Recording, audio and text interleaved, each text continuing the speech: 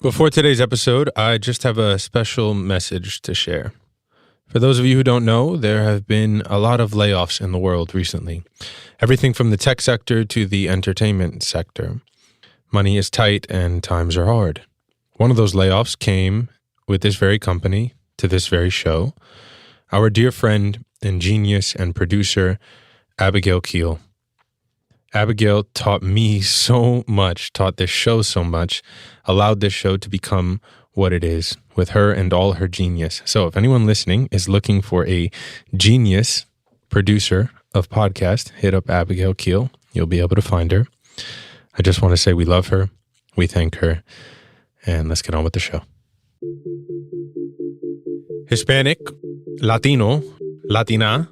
These terms have been used to identify some of us over time, but Latinx, a term used as a gender neutral, has been quite the controversy. The Pew Research Center has reported that only 23% of U.S. adults who identify as Hispanic or Latino have actually heard the term Latinx. Some elected officials have even denounced the term, and just over a month ago, Republican Governor of Arkansas, Sarah Huckabee Sanders, yes her, announced that she plans to ban the usage of the term Latinx in state documents. She says that the word is culturally insensitive, and she plans to remove the term from all government documents. But check it, y'all. She is white. Yes, she ain't Latina or Latinx. She's not even brown or a part of this community, our community. So why is she so preoccupied with this word, this phrase, this identifier? Personally, I think that white people have been trying to tell us what box we belong in and what we should be called for a long time. But in order to give more context to my thoughts, wrap my head around it, I knew I couldn't do it alone. So I invited a special guest who is truly an inspiration, also a friend, not just for the brown community, but for everyone. I was born in Mexico, but in my experience as a Mexican in the United States is different than my experience as a Mexican in Mexico. This is Julissa Arce. She's the author of 3 amazing books, which you can cop right now. My Underground American Dream, Someone Like Me, and her most recent, You Sound Like a White Girl, where she talks about assimilation and her identity.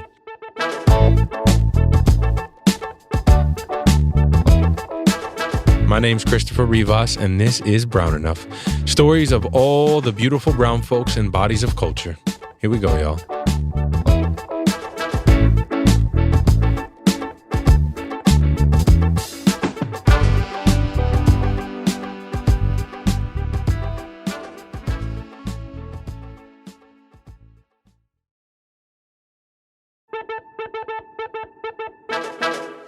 Before Julissa and I got into our conversation about this term Latinx, I hit her with some rapid-fire questions to get to know her a little bit more. You've heard us do this before with some other guests, and here's what she had to say. I'm sure you have many authors you love. If you had to pick one, which author has inspired you the most? Reina Grande. I continue to write for the same reason I first put pen to paper when I was 13 years old. If you were running for president, what's one law you would enact right off the bat? Comprehensive immigration reform. Anybody who's in the country undocumented would get citizenship. Great. I think I know the answer to this next one. What artist today is repping Latinidad in the best way? Bad Bunny. Dime, ¿vamos para el mambo o no vamos para el mambo? Tú me dices, mami. Zumba. Why Bad Bunny? Because I think he's really true to who he is, and he doesn't care about crossing over, or like he doesn't talk about, oh, I want to cross over to the mainstream. Like he understands that Latinos are a mainstream, and he's just, he is who he is, and he doesn't try to like perform. I think he's just doing what he really loves and singing the music he loves and really centering Puerto Rican people in his music. And he doesn't need to do anything else. People will come to that. Bad Bunny is killing the game. He is a genius and a true artist. And if his name happens to be in a headline, you will most likely see the term Latinx near it. Like this one from Hispanic Network magazine. why Bad Bunny matters to a new generation of Latinx fans, or this one from E! News, Bad Bunny on breaking down stereotypes in the Latinx community and his dream of starting a fashion line. It seems like this term Latinx has just kind of creeped into the language the last few years. When I asked my producers about hearing the term for the first time, they both said that they heard it after the Pulse nightclub shooting in Orlando, where more than 40 people of the LGBT community were gunned down in 2016. In fact, one of our listeners, Jeff Centric, was a survivor that night and gave me his thoughts about the term. I am a Latino, brown, queer person. I am Puerto Rican from up north. I'm from New York and Boston. And I am also one of the survivors of the Orlando Pulse nightclub shooting. Out of the 49 who were killed in the mass shooting, I lost 6 of my friends, and myself, I was shot multiple times, and I died. And thankfully, I was able to be brought back, right? But yeah, I know what it's like to face hate for just being who you are, whether it's being brown, Latino, Hispanic, or gay. Now, how do I feel about the term Latinx? Well, as a queer Latino and historian, at first the term Latinx bothered me. Now I embrace it, and I embrace it. I embrace all the terms. To me, Latin, Latinx, Latino, Latina, Latin, Latine, Hispanic, mixed race, indigenous, African, Spanish, brown people, POC, etc. It's all reflective of who I am, and reflective of the DNA in the blood that runs through my veins. So I embrace it all. I'm not bothered by any of it anymore. As they all say, they all generally point to the same description when you think about it. And when people use it, instead of getting upset or jumping to correct them, I just sit back and let them speak, as I am grown enough to, understand the context in which they are using it is not always out of malice or disrespect. Rather it's just inclusive or explanatory during conversation. Thank you for sharing that beautiful message, Jeff. Now, if you've been listening to the show, or if you're just tuning in, the word I like to use a lot to identify myself and my people is brown. It's the name of my book. It's the name of the show. I think we are brown, and I think we are beautiful. That does not mean that I am negating my Latinidad or not proud of my Latinidad. And on occasion, I even use the term Latinx. The whole idea to me is that we are more than one term. We are living outside of a box. But I was a bit surprised to learn that only 3% of Latin Americans actually use the term Latinx, and it's mostly young people between the ages of 18 to 29. Any thoughts? How often are you using the term? What do you think's good about it, bad about it? I think the term is fine. I think that it serves a purpose. It is definitely one of the most inclusive terms, right? Because it's not gendered. Like the Spanish language is gendered, right? There are O's and A's at the end of words that give it a masculine or feminine connotation, and that's what the language is. And I don't think there's anything wrong with changing language. Like we all do that. My Spanish as a Mexican woman is different than the Spanish that you might speak. So we're all kind of evolving language. And so I think that people who don't like the term because they think, you're disrespecting Spanish in some way, I think that that's like a very weak argument against the term. And I think that if people identify with it and they want to embrace the term, then that's fine. And if you don't like the term, then you don't have to use it. You don't have to use it to refer to yourself. So I personally use it. I use it sometimes. I particularly use it when I'm writing about the community. I try to use the most inclusive term possible. So sometimes I use Latinx, sometimes I use Latine. I think in conversation, I rarely ever say the Latinx community.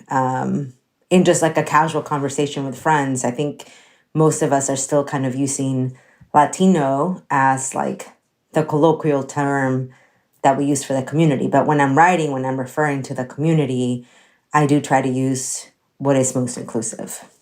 Inclusive, and that is the key word.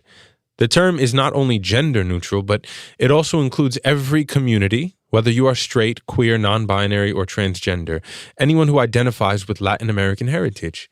But some politicians just don't get it, or they don't want to get it. And now they want to dictate the language that we use, such as Republican Governor of Arkansas, Sarah Huckabee Sanders. Newly sworn in Arkansas Governor Sarah Huckabee Sanders, a Republican, is making some waves. Just after taking the oath of office, Huckabee Sanders signed an executive order banning the term Latinx in state documents. That's a term used as a gender-neutral alternative to Hispanic or Latino. NBC News digital reporter Nicole Acevedo is following this story for us. She's just pandering to a section of the Latino community who has attached themselves to whiteness, to Republicans, to this idea of standing against quote unquote wokeness, right? And it's all just a bunch of bullshit.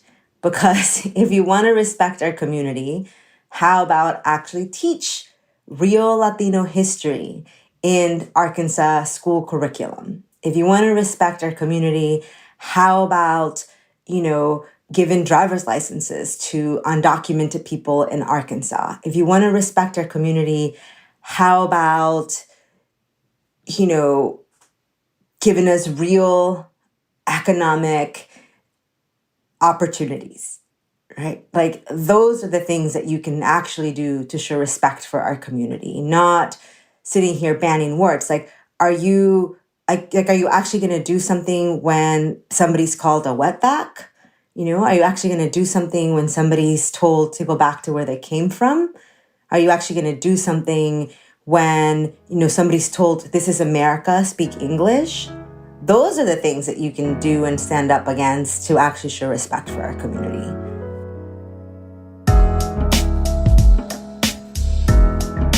So before you think that she is actually trying to do something good for our community, think again. As the cliche goes, and cliches are only cliches because they're true, actions speak louder than words. The term Latinx was added to Merriam-Webster in 2018, and the following year, the Oxford English Dictionary added it to their list. Yet, the Royal Academy of Spanish has not included the term in their language. So, I asked Julissa to hit me with a brief history of some of the other terms that are used to identify us, like the term Hispanic.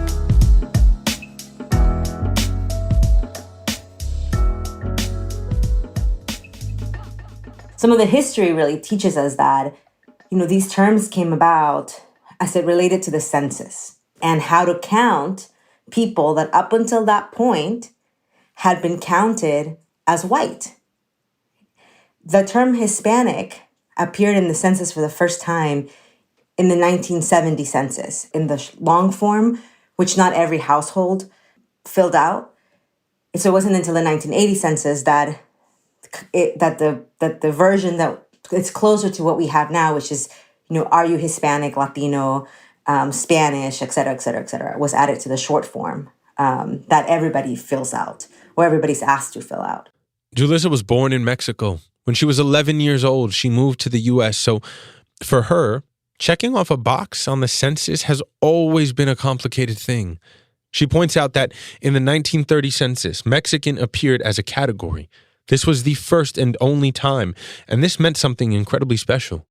It's actually a beautiful thing. I know, like I said, I know there's like a lot of cynics, and rightfully so, but I like to look at that moment in history, at those fights from our community as us wanting to be seen, as us wanting to be recognized, as us starting to reject whiteness and reject this idea that we are white, because the majority of us are not. And, recently, the Biden administration did propose that we should have, that Latino should be a race in the census.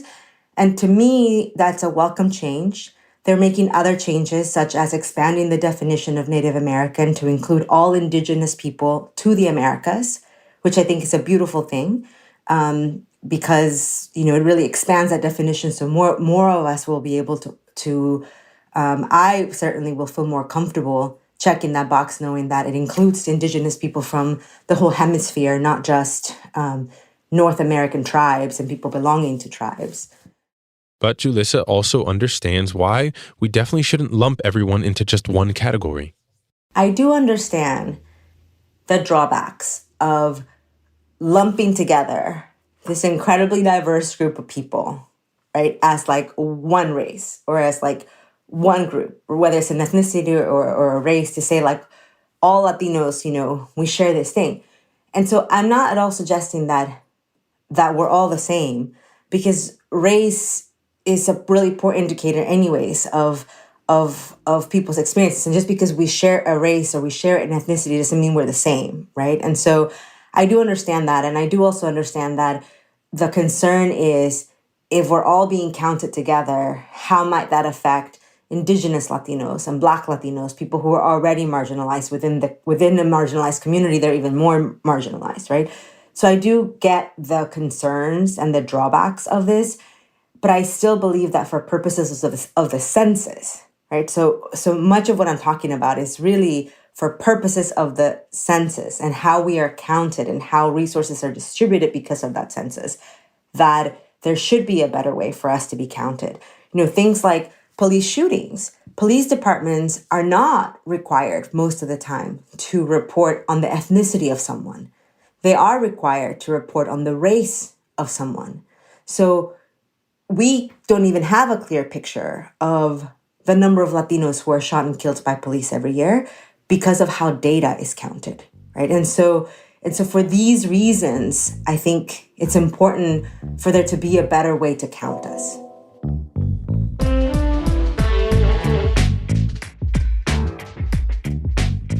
Y'all, I'm gonna keep saying it. We are not a monolith. Those people making decisions for us, they just don't get it. All right, we're gonna take a quick break. And when we come back, we are leaving the headlines about ethnic labels and jumping to a more personal topic about how we express or do not express our identity. And Julissa's gonna explain the 3 myths of assimilation. Stick around, y'all. You don't wanna miss this.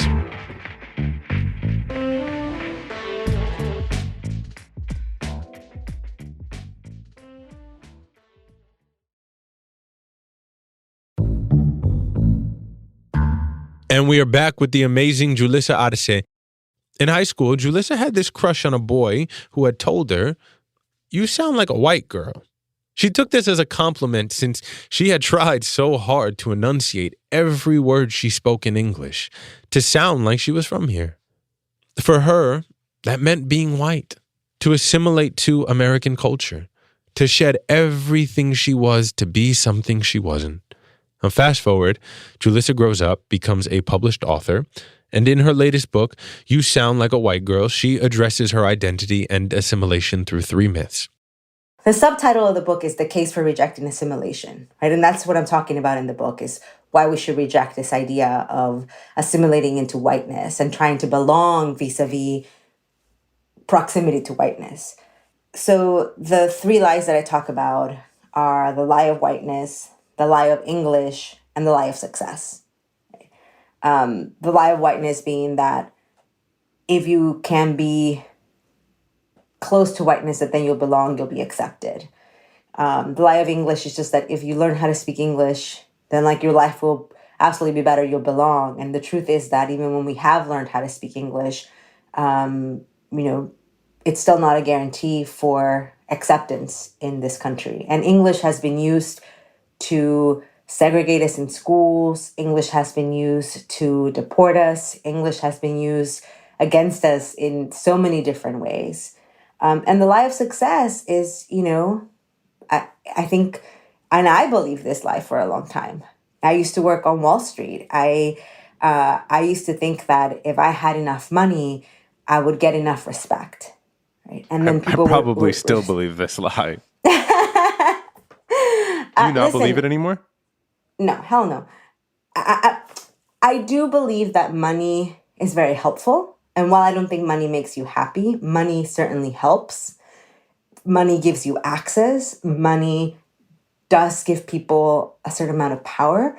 But I think we would fool ourselves into thinking that just because we have money, that's what's going to make white people accept us. Because you can still have a lot of money and still, be driving a really nice car in a really nice neighborhood and get pulled over by the police. You know, I give a personal anecdote in the book of going out to eat and drink with my colleagues at this really fancy restaurant in Tribeca. We were like celebrating a big deal we had closed.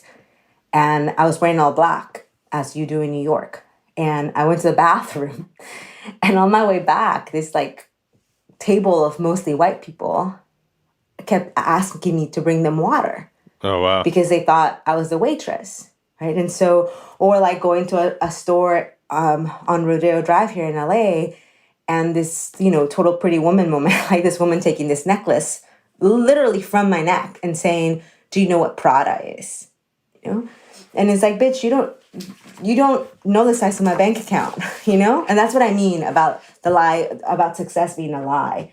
And I think more than anything is just being aware of how these things can serve us, and also of the ways in which these ideas are used to lie to us and to keep us from creating our own spaces and finding our own identity and celebrating ourselves as we are, rather than giving up all of these things about ourselves in order to try to fit into a white world that is never actually going to accept us.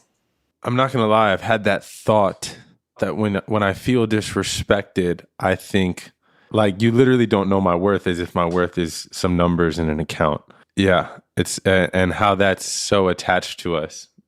Yeah, and our lives have value because they do. We don't need, and I say this in the book, we don't need a 6-figure paycheck. We don't need a fancy diploma. We don't need, a big 401k.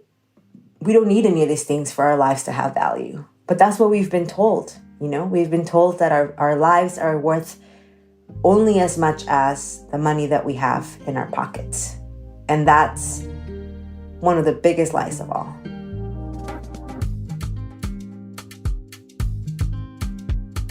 And I'm not the only one inspired by Julissa's work. Julissa was also affirmed and honored by none other than her favorite writer, Reina Grande, who's my favorite author, my mentor. But this is a blurb she gave about my book. She said, "Illuminating. You sound like a white girl debunks age-old historical myths and instead offers us forgotten truths that will help us make sense of our country today. You will not think the same after reading this book." What are you working on next? I'm writing a script, and I'm excited to be experimenting with a new art form and seeing where that takes me. I'm already producing a few TV and film projects, and just really wanted to see what would it look like if I was not just producing them but also writing them. And so I am working on that, and it's like a fun cheerleader movie. It's a cheerleader movie, and I've always wanted to write a cheerleader movie. And then the other thing is I'm working on a novel about a woman who doesn't want to have kids and ends up having 3 daughters, and how her relationship with her daughters heals her relationship with her mother.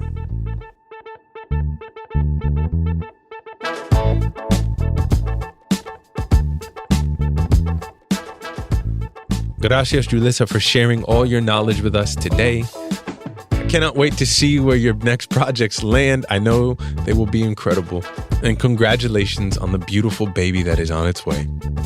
You can follow Julissa on Twitter and Instagram at Julissa Arce. That is JULISSAARCE.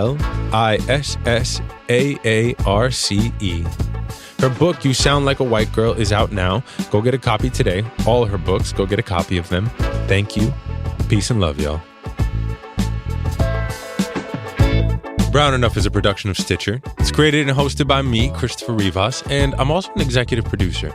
Our team includes producers Manolo Morales, senior producer Abigail Keel, technical director Casey Holford, production assistant Gabrielle Gladney, and executive producer Camille Stanley. Original music by Casey Holford, and a special thanks to Brendan Burns and Abby Aguilar. Workhouse Media is a contributing producer to the podcast. Carlos E. Hernandez of Ikigai Management is also an executive producer of Brown Enough. Don't forget to subscribe or follow Brown Enough so you never miss an episode.